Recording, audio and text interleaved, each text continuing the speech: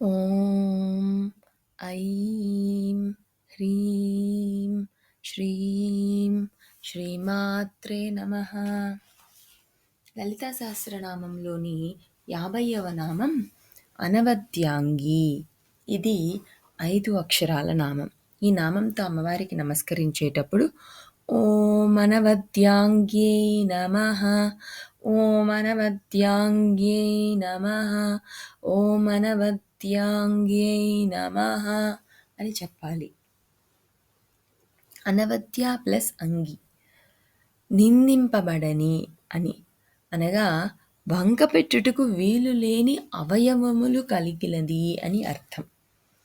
49వ నామంలో అమ్మవారిని సర్వారుణ అంటే సర్వమరుణమయంగా ఉండే విధంగా వివరించారు. ఈ 50వ నామంలో అనవద్యాంగితో కలిసినప్పుడు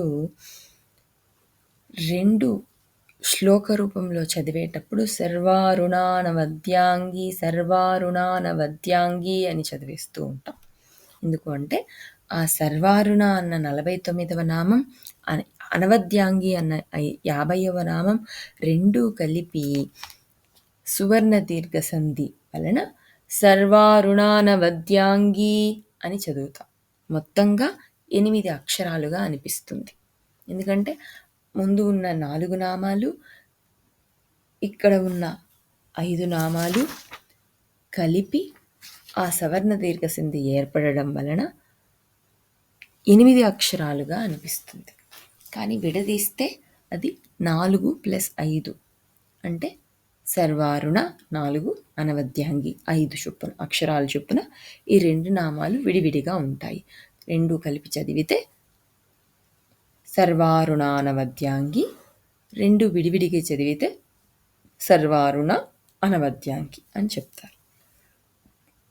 అమ్మవారి సర్వ అవయవములు సాముద్రిక శాస్త్రంలో చెప్పిన రీతిలోనే సులక్షణంగా వంక పెట్టడానికి వీలు లేకుండా ఉంటాయి.